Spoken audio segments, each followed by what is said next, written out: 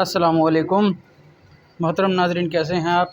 उम्मीद है खैरियत से होंगे। नाज़रीन, आज हम आपको ये नक्श बता रहे हैं। वो नक्श है, अगर कोई शख्स मुसलसल बीमार रहता है, आपके घर का कोई फ़र्द मुसलसल बीमार रहता है, शिफायाबी नहीं होती, तो गले के लिए ये नक्श इंतहाई कारआमद है।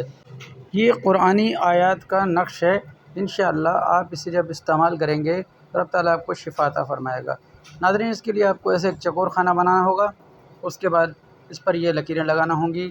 ये लकीरें इस तरीके से आप लगाएंगे और लगाने के बाद आपने इसके ऊपर सबसे ऊपर 786 यानी बिस्मिल्लाहिर्रहमानिर्रहीम ज़रूर लिखना है।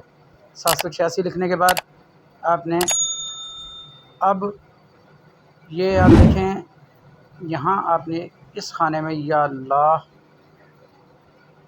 इस खाने में या अल्लाह लिखना है।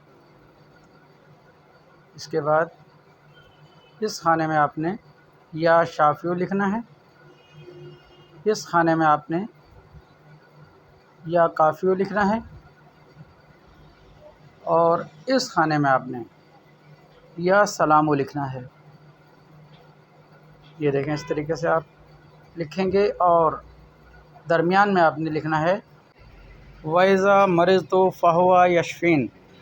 ये कुरान पाक की एक आयत है। ये हमारे बुज़ुर्ग खुसूसन दिया करते हैं इस नक्श को, और ये नक्श इंतहाई कारआमद है।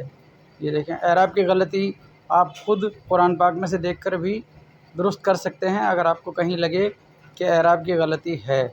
ये देखें, उसके बाद आपने ये आयत लिखने के बाद नीचे नाम मरीज़ का, जो बीमार रहता है उसका नाम बमाए वालिदा आपने यहाँ लिख देना है। ये नाम लिखने के बाद आपने इसको तावीज़ की शक्ल दे देनी है।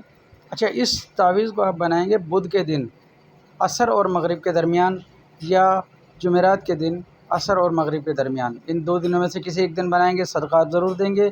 सदका देकर आप इस नक्श को बनाएंगे। नक्श बनाने के बाद तैयार करके आप किसी मोची से चमड़े में, इसको काले चमड़े में बनवा लेंगे और डोरी डलवा कर इसे गले में आप पहन लेंगे। नाज़रीन, ये देखें, इस तरीके का आपने नक्श बनवाना है और बनवा कर आपने गले में पहन लेना है। इंतहाई ख़ास और कारआमद है, बेहद मुफीद है। नमाज की पाबंदी के साथ इस नक्श को बनाएं और इस्तेमाल करें। इजाज़त के साथ इंशाअल्लाह बेहद नफ़ा पाएंगे। अस्सलामु अलैकुम।